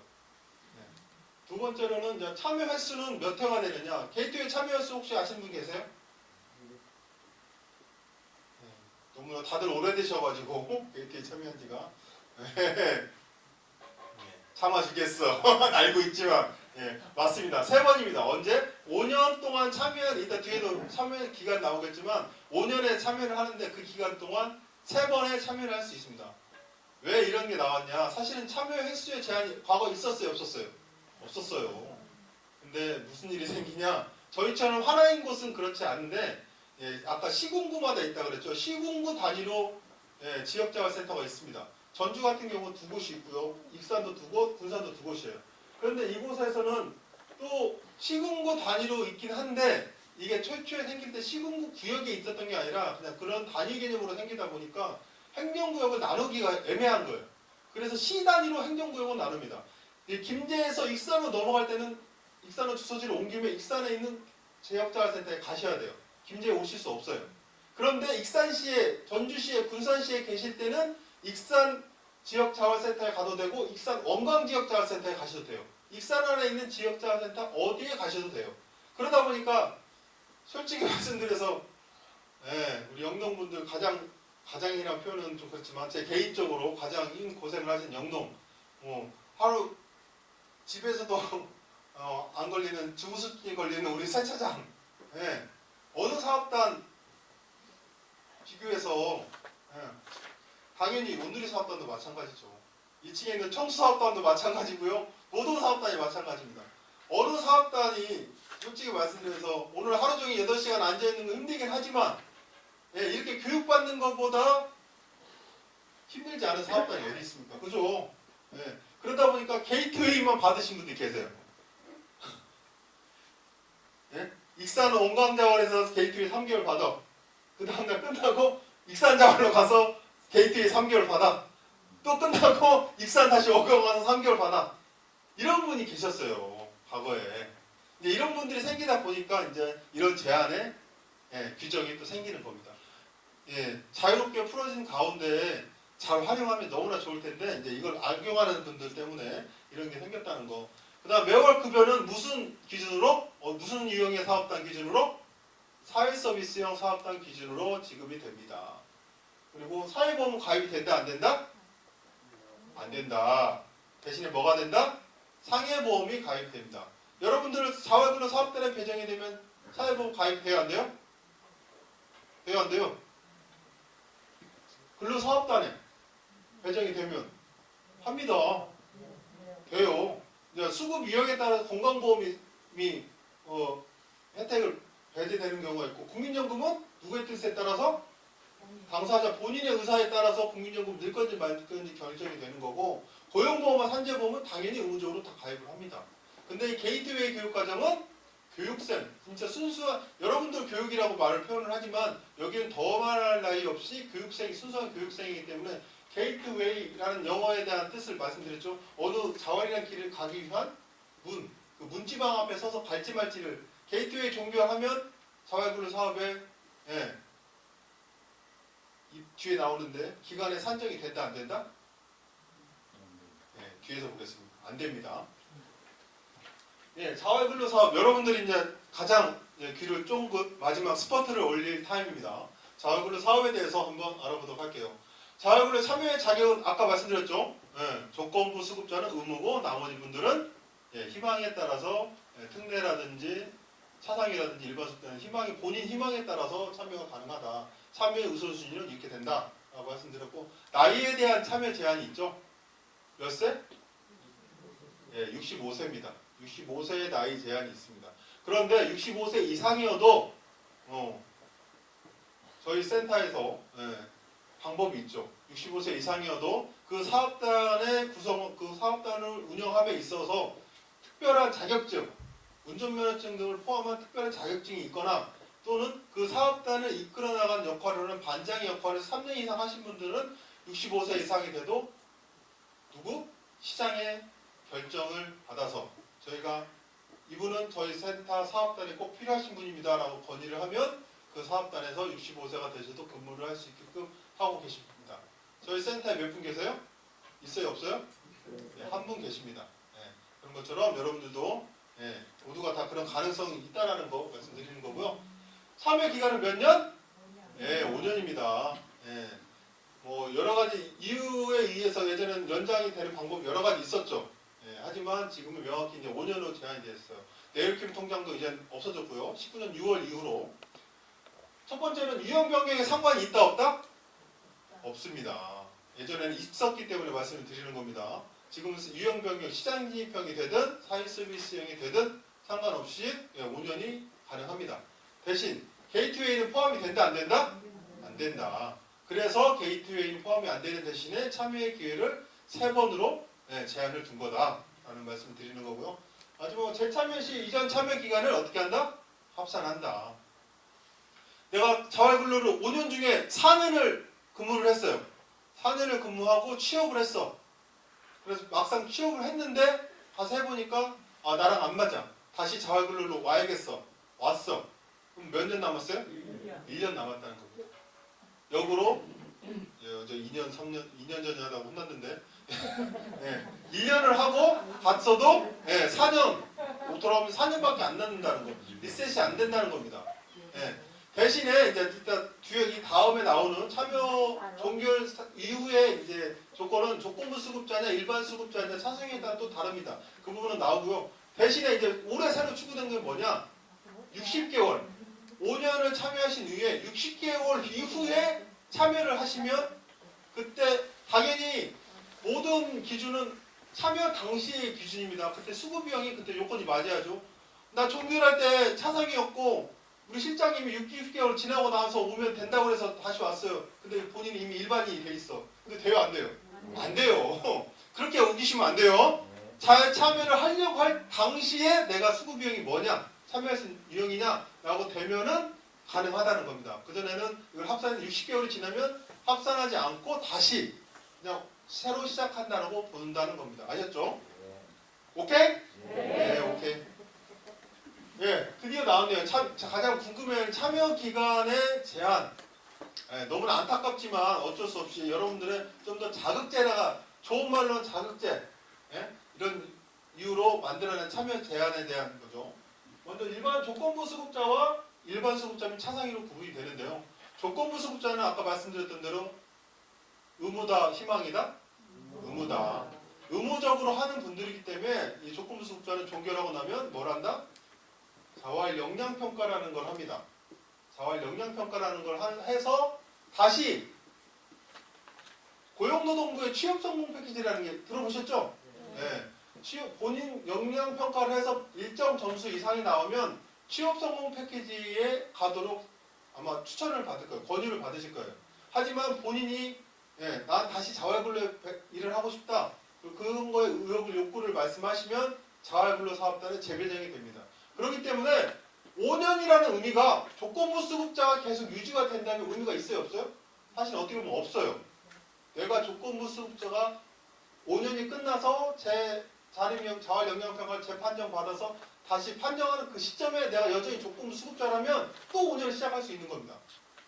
조건부 수급자는. 왜? 의무니까. 당신에게는 자활 사업을 참여하는 조건으로 수급의 혜택을 드리는 겁니다. 이게 유지되고 있는 사람이기 때문에 이번에는 5년의 제한이 없는 거예요. 5년의 제한이 다시 시작하는 겁니다. 없는 게 아니고 5년을 다시 판단해서 또 갑니다. 그래서 그 행정에 대한 걸리는 시간이 있죠. 판단하고 다시 확인하고 자활 역량 평가하고 그때는 센터에서 근무를 하는 거예요? 안 하는 거예요? 안 하는 거죠. 그렇기 때문에 가장 빨리 오는 분이 그 다음 달에 오시면 가장 빨리 오시는 겁니다. 그 이상 빨리 올 수는 없어요. 그분은 대신에 이제 게이트웨이를 다시 시작하셔야 돼요. 바로 그 사업단을 배정하는 것도 좋지만 이제 규정상 저희도 다시 시작해야 되는 부분에 있어서는 당연히 그 전에 했던 경력이나 기술이나 여러 가지 본인의 욕구들을 최대한 수렴해서 사례회를 할 때 그 사업단에 되도록이면 배정을 하겠죠. 하지만 100% 그게 정해진 거는 아니다라는 거 말씀드립니다. 다음은 일반 수급자와 차상위. 일반 수급자 차상위는 똑같이 자활 역량 평가를 합니다. 하지만 참여 종류가 원칙이에요. 더 이상의 구제 방법이 사실은 없습니다.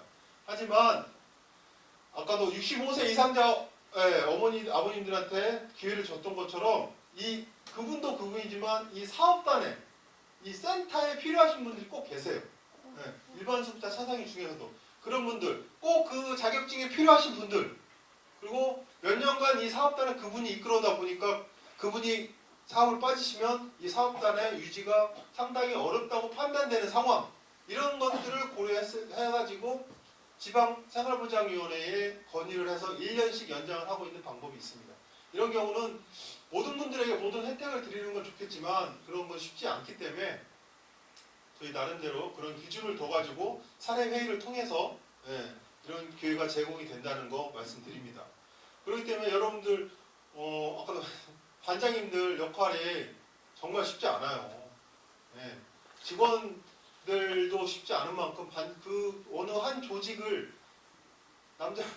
자꾸 군대 얘기하고 조직 얘기해서 죄송한데 분대장 되면 뭐 모든 거 다 저기 하는 것 같은데 결국에 책임지고 해야 된다는 이 부담감이 절대 적지 않습니다. 그런 의미에서 저기를 하는 거니까요.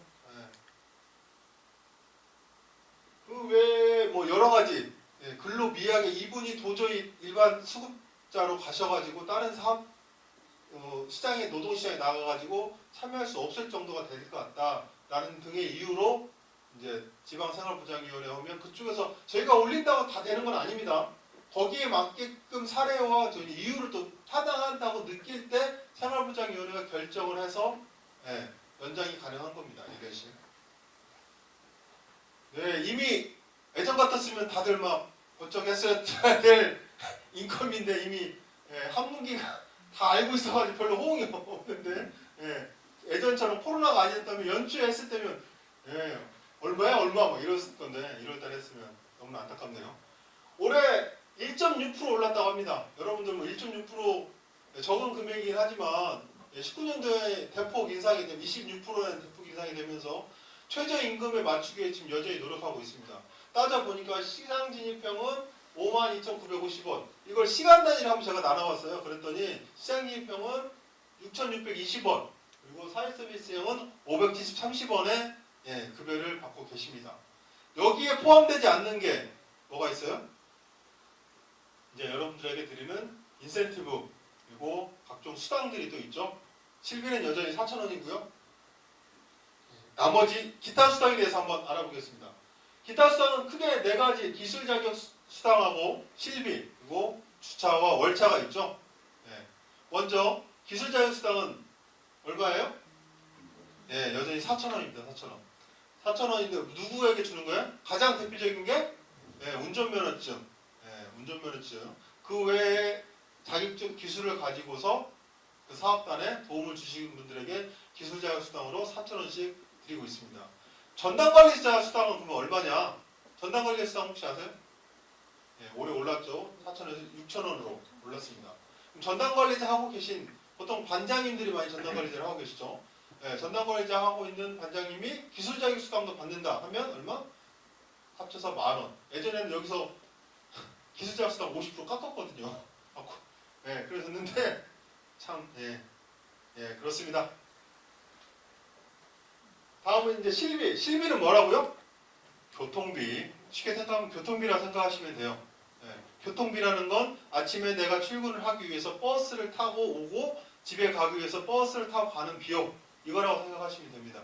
그렇기 때문에 유급휴가 때 유급휴가는 말 그대로 돈을 주는데 쉬는 날 이날 버스를 타요 안 타요? 안 탑니다. 그래서 실비가 나가요 안 나가요? 안 나갑니다. 그렇게 생각하시면 아주 편합니다. 실비라는 건.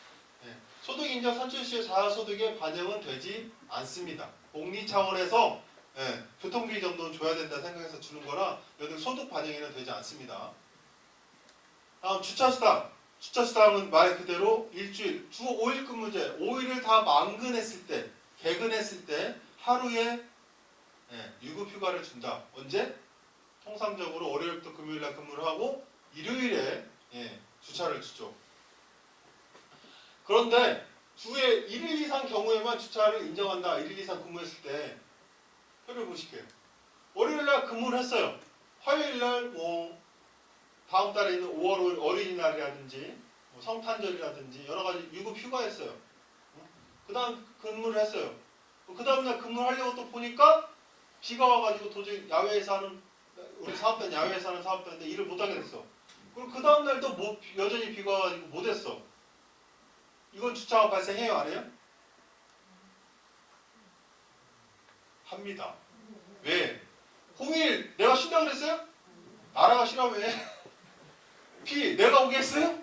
하나님의 뜻이고 부처님의 뜻이자 누구까지 불러야 되나? 알라신까지 불러야 되나? 아무튼 그런 분들의 뜻인데 내가 쉬고 싶다고 쉰 거 아니잖아요. 귀책 사유가 나한테 없다는 겁니다. 그러면 예를 들어서 공휴일이 이틀 연속으로 했어요. 하루밖에 근무를 못했어. 월요일날 하루밖에. 그러면 돼요 안 돼요? 그것도 됩니다. 대신에 월요일부터 수요일까지 설 연휴여가지고 3일 쭉 쉬었어. 목요일날 가려고 그랬더니 반장한테 전화 왔네.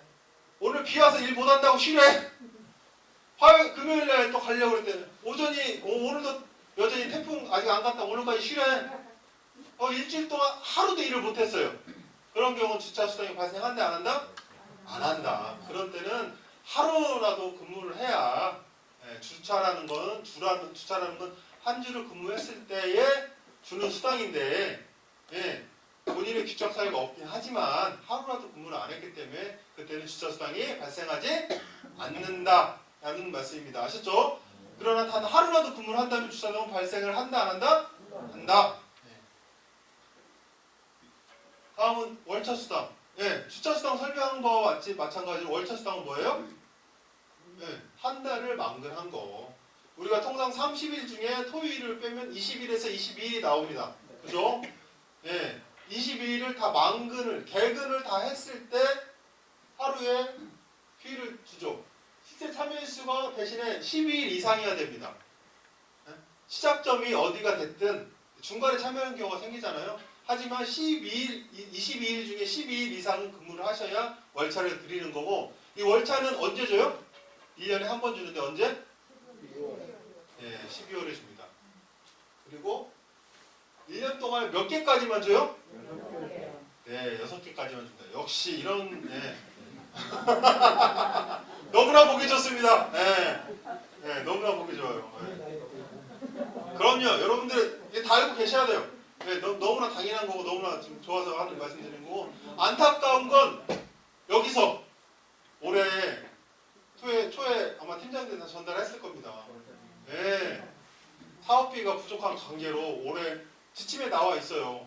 월차라는 거는 자활근로 사업비가 부족할 경우에 지급하지 못할 수 있다라고 되어 있습니다. 하지만 저희는 드리려고 노력할 겁니다. 할 거고요. 꼭 드릴 테니까. 하지만 몇 개까지만?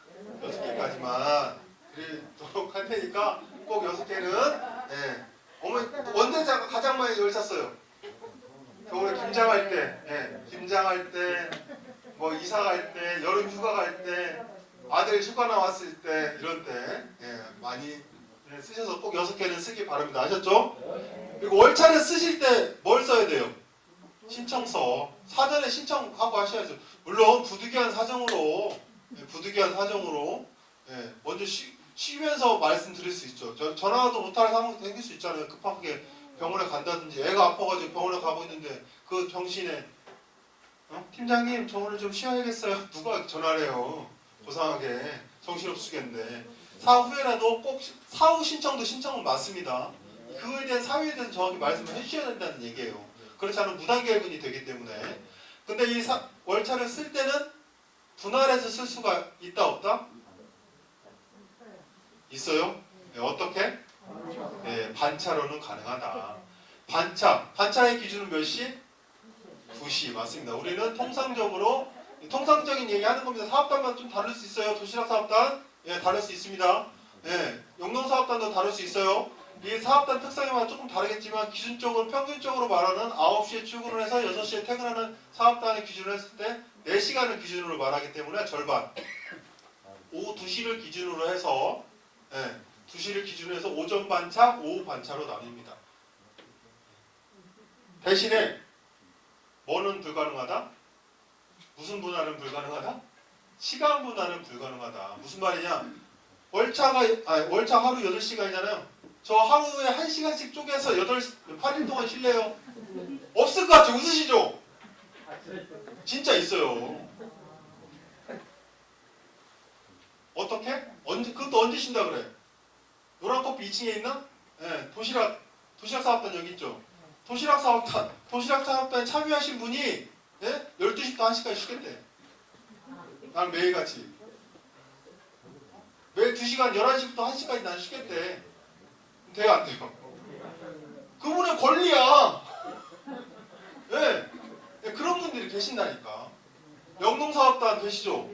영농사업단 특성상 여름에 동사일을 언제 주로 지어요? 아침에 하잖아요. 해 완전히 뜨기 전에. 그래서 영농사업단 여름에는 8시에 출근하고 7시에 출근하고 그러세요. 아침에 일하시고 쉬는 시간을 점심시간을 좀 길게 갖고 이렇게 하시는데 꼭 그 시간 바쁜 시간에 쉬시고 남들 철수해서 이제 휴게실 가서 쉬실 때 그때 오신 분이 계셨어요? 안 계셨어요? 우리 어머니들 착한 어머니들 말도 못해. 보면 있었어요? 없었어요?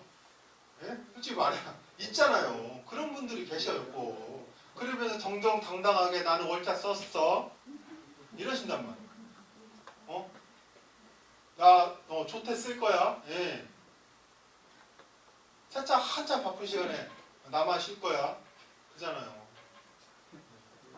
뭐 오늘 사업단도 쇼핑몰 바빠가지고 막 야근까지 한다 있잖아요.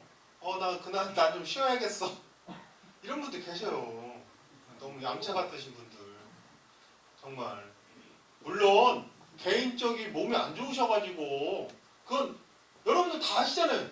그런 것들은 충분히 제가 평소에 열심히 했지만 지금 몸이 안 좋아가지고 일시적으로 그러는 거랑은 여러분들이 더 잘 아세요. 여러분 옆에서 같이 일했던 분들이. 예. 그런 분들이 안 생기길 간절히 바랍니다. 네. 시간 분할은 가능하다, 불가능하다? 불가능하다. 유급휴일이 생겼죠. 유급휴일이 작년에 작년까지 명절이었다 올해 대폭 늘어났습니다. 좋은 소식이 아닌가요? 아닌가요? 다시 유급 휴가 쳤어요?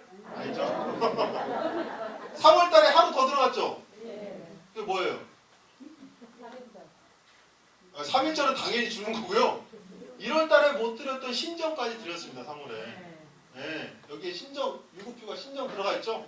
예전엔 1월 1일 신정은 유급휴가 있어요? 아니었어요? 무급휴가 있어요. 네, 무급휴가. 근데 올해는 국경일정 3일절, 광복절, 개천절, 한글날, 신정. 예전에는 설하고 추석 연휴 이것만 있었죠. 네. 그 다음에 부처님 오신 날, 기독탄신일. 저 솔직히 처음 봤는데. 석탄절, 크리스마스. 흔히 젊은 친구들 말하는 크리스마스. 어린이날, 현충일. 단, 관공서 공휴일에 관한 규정. 이 공직선거법, 관공서 공휴일. 이게 말하는 게 달력에 나와 있는 흔히들 말하는 빨간 날. 네. 빨간 날에서 적용하는 것. 단, 공휴일과 무급휴일이 중복된 경우에는 해당 일은 무급휴일로 처리한답니다. 안타깝죠? 8월 15일이 그러더라고요. 네, 그런 경우가 좀 있습니다. 네, 안타깝지만. 네. 이 자리에는 안 계신데 게이트웨이 분들 너무 안타까워요. 게이트웨이 이건 자활굴로 사업단이죠? 그죠? 게이트웨이들은 설과 추석 명절 기간만 유급휴일로 인정을 한다고 합니다. 네, 좀 안타깝죠. 네. 게이트웨이 분들이 지금 안 계셔가지고 다행인데 네. 아까 지금 자활굴로 사업단 설명 중이죠? 그죠? 맞죠? 네, 여기는 게이트웨이는 별도로 명시가 되어 있어요. 게이트웨이는 명절에만 주는 걸로. 그리고 여러분들 재작년 19년도 생긴 건강검진 유급이죠? 맞습니다. 이 중에서 계신지 모르겠는데 예비군훈련 아직 남아 계신 분 계시면 예비군훈련, 민방훈련은 국가의 나라의 부름을 받아서 대한민국 국민이면 청년이면 남자면 가는 거기 때문에 이것 또한 유급으로 처리가 됩니다. 다음 기타 나머지 급여 개인 사정의 지각조퇴 이건 어떻게 한다? 각자 갖고 있는 그 유형의별로 갖고 있는 인건비를 8시간으로 나눠서 하루 인건비잖아요. 8시간 시간 단위로 구분을 해서 근무한 시간만큼 드리는 거고 실비는 다 준다 안 준다? 준다 안 준다? 안 줘도 돼요? 네, 줘야죠. 줘야 됩니다. 네, 실비는 1시간에 근무했던 2시간에 근무했던 버스 타고 아침에 왔을 거 아니에요. 버스 타고 집에 가야 되잖아요. 실비 교통비는 지급을 한다. 다음에 우천 등의 작업 중단. 비는 언제 와야 제일 좋아요? 오후 2시 이후에. 건설 현장에서도 그러죠. 2시 이전에 오면 그 12시에 맞습니다. 건설 현장은 왜 12시예요? 건설 현장은 8시에 시작하기 때문에 그래요. 8시에 시작을 해서 1시간 쉬고 1시부터 휴게 시간은 여러분들에게 하루에 몇 시간을 적용하게 돼 있어요? 1시간입니다. 1시간. 근로기준법상 휴게 시간이라는 거는 왜 1시간이에요? 하루에? 4시간에 점심시간이라고 표현 안 돼 있어요. 그렇기 때문에 도시락 사업단이 점심시간에 열심히 일을 하시는 거고 12시부터 1시라고 정해져 있는 것도 아닙니다. 4시간의 근로를 하고 나면 30분의 근로 휴게 시간을 제공하라고 명시되어 있습니다. 그렇기 때문에 하루 통상 8시간을 근무를 하시죠. 그 8시간을 근무하기 때문에 1시간의 휴게 시간을 보장을 해야 되는 거고 그 보장할 시간을 점심시간을 고려해서 12시부터 1시에 드리는 겁니다. 네. 여러분들 그거에 대해 무조건 12시부터 1시는 점심시간이냐 이게 아니에요. 그 사업단마다 특성에 따라 그게 변경되는 수 있는 거고 여러분 법상으로는 4시간을 근무를 해야 되기 때문에 9시 시작하면 1시부터 점심시간을 줘도 문제가 되지 않는다는 겁니다. 이게 마치 나는 사업단은 그런데 우리 다른 사업단이 배려 아닌 배려를 받으시는 거예요. 예, 내가 피해를 보고 있는 게 아니라. 아셨죠? 예. 다음은 경조사유가. 예, 경조사유가가 예, 작년에 많이 바뀌었고 올해는 크게 바뀌지는 없어요. 근데 먼저 보면 본인 결혼 예, 5일입니다. 예. 아름씨 나랑 눈 안 맞추네 이제. 어? 아, 우리 아름씨가 저 시작할 때부터 저랑 같이 했습니다. 자활사업을 시작할 때부터 벌써 그때는 정말 앞에 있는 우리 준희 씨나 지인 씨처럼 파릇파릇했는데 벌써 우리 아름 씨도 30대 올해 몇 살이죠? 와 32살이네. 10년이 지났으니까. 자녀 휴일 하루, 배우자 출산이 10일, 입양 본인 20일. 가장 항상 뭐 이거 설명드릴 때마다 저도 아직까지 이해 안 되는 부분이 사망이 있어서 자녀 사망이 3일밖에 안 된다는 거. 뭐 이건 이해가 안 되지만 저가 뭐 어떻게 할 수 있는 게 아니기 때문에. 경조사유관이 휴일이 포함된다 안 된다? 포함이 된다 안 된다? 안 된다. 그래서 자녀가 결혼하면 통상 무슨 요일이에요? 주말에 토요일 아니면 일요일날 하죠. 통상 물론 연예인들처럼 평일날 저녁에 할 수 있습니다. 우리도 얼마든지 평일날 점심에 할 수 있어요. 하지만 통상 그렇지 않죠. 그러다 보니까 예전에 휴일 포함이었어요. 예전에는 그런 시절이 있었어요. 그러면 자녀 결혼식 토요일 일요일날 하는데 휴일 포함해서 토요일날 결혼식 한다 쉬면 그 의미가 뭐가 있겠어. 그거 이제 수없이 건의를 해가지고 휴일 제외로 포함이 돼서 변경이 돼서 금요일 또는 월요일날 쉴 수가 있게 된 거죠. 토요일, 금요일 하면 자녀가 어떻게 일을 하다 보니까 제주도로 가가지고 제주도에서 결혼식을 하네. 나도 진짜 오랜만에 아들놈 때문에 딸 때문에 딸이 제주도로 시집 간다고 제주도로 갔어. 결혼식을 갔어. 그래서 금요일날 쉬고 출발해서 토요일날 결혼식 보고 일요일날 놀고 하루 더 쉬고 싶어. 그럴 수 있죠. 충분히. 그런데 그냥 쉬면 뭐예요? 결근돼요. 결근철이죠. 그래서 생긴 게 자녀의 결혼식은 무급휴가 1일에 추가 가능하다. 무급휴가. 돈 주지도 않는데 이게 뭔 의미가 있어? 의미가 있어요? 없어요? 있어요. 있어요. 어디에서? 주월차. 예, 주월차에서 의미가 있습니다. 그냥 쉬면 결근이어서 주차가 발생하지 않고 주차가 발생하지 않으면서 동시에 월차가 발생하지 않죠. 하지만 무급휴가가 처리가 되면 아까도 말씀드린 나의 규칙사유가 소멸되기 때문에 주차가 발생을 하고 다 주차가 생기면서 만근이 돼서 월차가 가능하다는 겁니다. 2일의 유급휴가가 생길 수 있는 거죠. 사망 시에는 며칠? 2일까지 가능하다. 여기에 나와 있는 기준에서 이틀씩을 더 추가로 무급휴가로 쉴 수 있다는 말씀입니다. 네, 병가. 병가는 최장 며칠? 한 달이네. 30일. 한 달입니다. 30일이라는 기준이 여러분들한테 가혹할 수도 있어요. 하지만 오해하지 않았으면 좋겠습니다. 여러분들을 밀어내기 위해서 일 못하니까 집에 가 이게 아니라 여러분들이 조건부 수급자가 돼서 이 자리에 오르는 과정에서 제일 먼저 하는 게 뭐죠? 근로능력 판정을 받죠. 근로능력이 없으신 분들이 조건부 수급자를 할 수 있어요? 없어요? 없습니다. 근로능력이 있으신 분이 조건부 수급자를 받는 거예요. 그런데 한 달 이상 아프거나 다치거나 해서 일을 못할 정도가 되면 뭘 먼저 다시 검토를 해봐야 된다?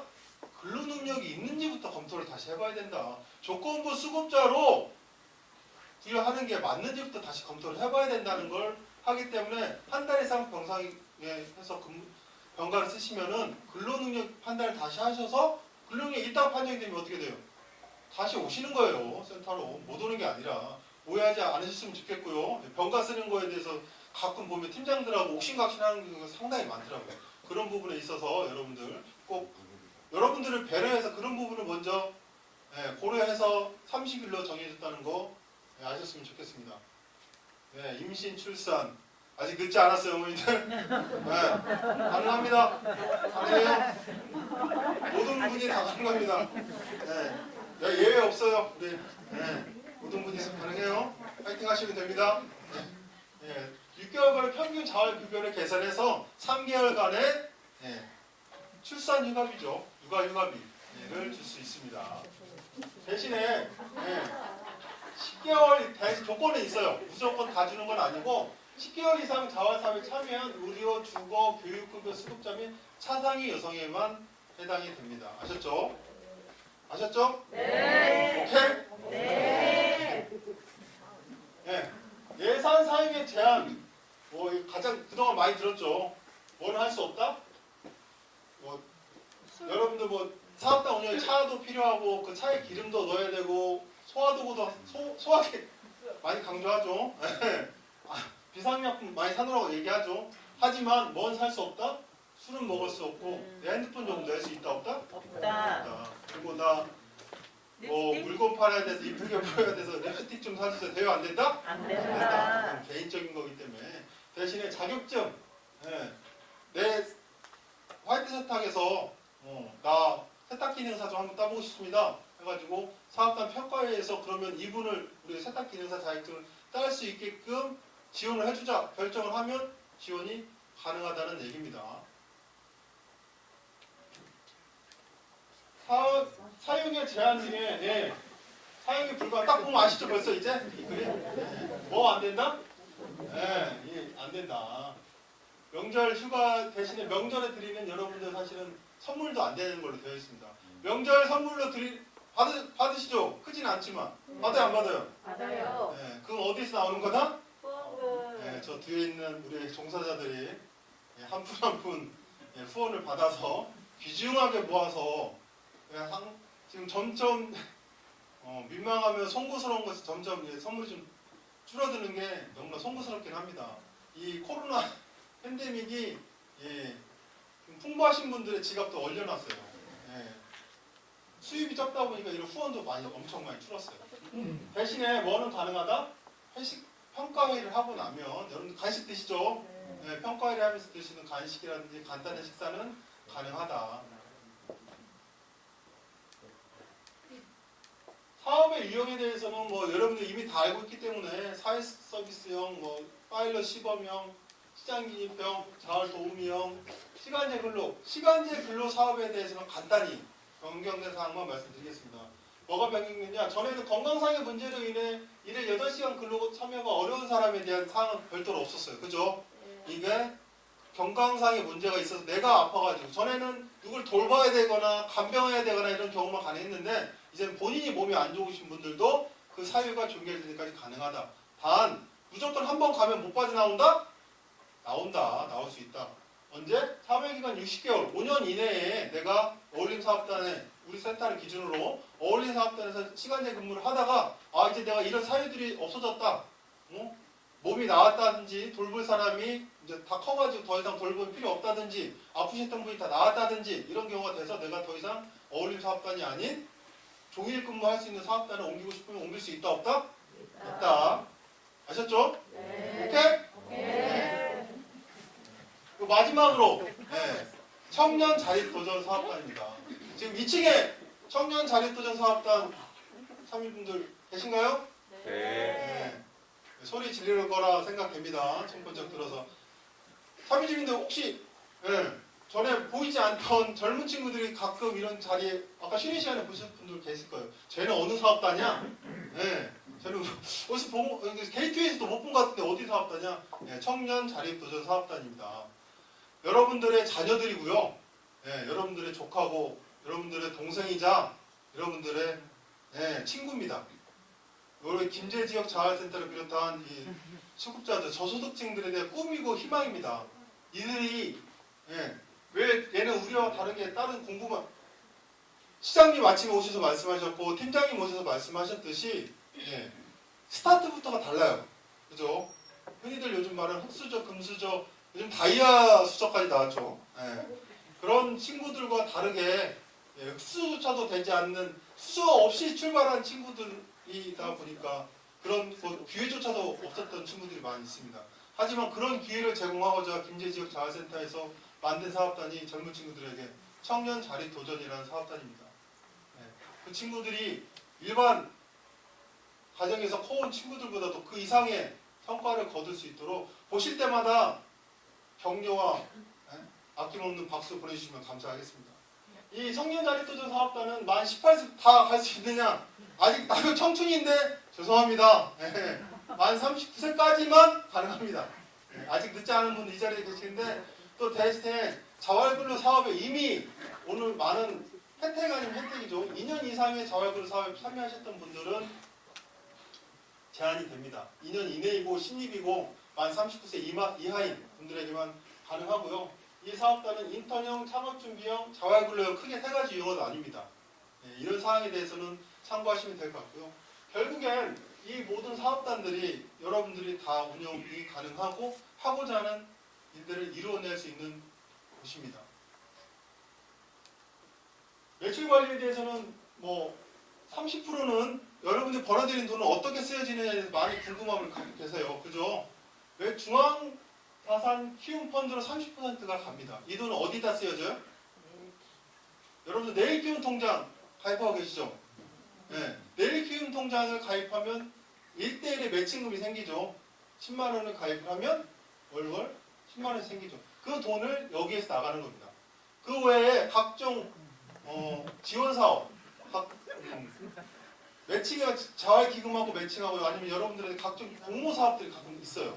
그런 공모 사업들이나 중앙 정부에서 생각했을 때 보건복지부사나 한국자활복지개발을 생각했을 때 지역자활센터에서 필요로 하는 것들에 대한 집중적인 지원이 필요할 것 같다라고 하는 곳에 공모 사업을 통해 가지고 지원을 해주는 자금으로 쓰이고 있습니다. 그리고 아까도 말씀드렸던 것처럼 사례관리의 연구라든지 이런 연구 비용으로도 많이 쓰이고요. 그 다음에 나머지 지역자활센터 지원 사업이 나머지는 지역자활센터 저희 센터에 돈이 남아요. 그 돈을 어떻게 쓰느냐? 활성화지원금 많이 들어보셨죠? 활성화지원금 대표적으로 쓰는 데가 어디예요? 교육. 네, 지금 여러분들 앉아 계신 이 교육. 공동으로 쓰고 있는 이 교육을 이 활성화지원금에서 나갑니다. 그리고 작년에 이어서 올해까지 안타깝게 봄이 됐는데도 불구하고 네, 하지 못한 나들이, 조직화 프로그램 나들이, 여름에 신과목 프로그램, 가을이면 뭐래요? 자활 한마당, 어울 한마당을 하죠. 이런 행사들 공동으로 진행하는 행동사업단들의 이 활성화지원금을 센터에서 공통으로 모아가지고 사용을 합니다. 또한 여러분 사업장에 아까도 말씀드린 저희 센터 1년에 임대료가 약 7,200만 원이 들어가요. 그 사업단에 들어가는 임대료를 여기서 지급하고 있고요. 그 외에 또 사업단에 이게 모든 사업이라는 건 초기 투자가 가장 중요하죠. 그런 초기 투자를 할 수 있는 사업의 판단에 맡겨서 운영위원회를 거쳐가지고 지자체 승인을 받아서 그 사업에 투자를 하게 됩니다. 나머지 35%는 어디로 가요? 어디로 가요? 여러분들한테 갑니다. 언제 가요? 말일에 예. 인건비 지급시. 네, 4월달 분기 끝난 다음 달. 올해 바뀌었죠 이게? 네. 예전에 분할 줬는데 이번 달에는 언제 줘? 급여 지급시. 4월 그리고 언제? 5월 3일인가요? 네. 말일에서 2월 3일로 바뀌었죠? 네, 인건비 날짜도 바뀌었고 이번엔 1분기 거를 한 방에 쏩니다. 제발 실장님 한 번에 목돈 너무 많이 줘가지고 돈이 너무 많아서 감당이 안 돼요 제가. 이제 분할해서 좀 주세요. 제발 그런 날이 오기를 바라봅니다. 아셨죠? 네. 오케이? 네. 안 해줬어. 네. 월 최대 내일 규모 15만 원, 자리 속가고 월 70만 원씩 지급되고 있다는 말씀 다시 한번 드립니다. 자활기업에 대한 건 시간 관계상 생략하도록 하고요. 오늘 이것만 꼭 알고 가자는 세 가지 있었죠. 그 중에서도 가장 중요한 게 뭐다? 뭐다? 자활근로 사업의 조건. 기억나시죠? 그 중에서도 뭐? 다시 한번 이제 귀에 딱지가 안 될 정도로 조건 불이행 기준에 대해서 다시 한번 부르짖습니다. 여러분들과 종사자들 그리고 여러분과 공동체 안에 있는 구성원 간의 관계 정말 그게 다 융합되고 다 같이 갈 때 김제지역자활센터가 다 같이 살아남는 길이 아닐까 싶습니다. 혹시 질문 있으신가요? 이 자리에 이 시간에 지금 질문을 한다는 건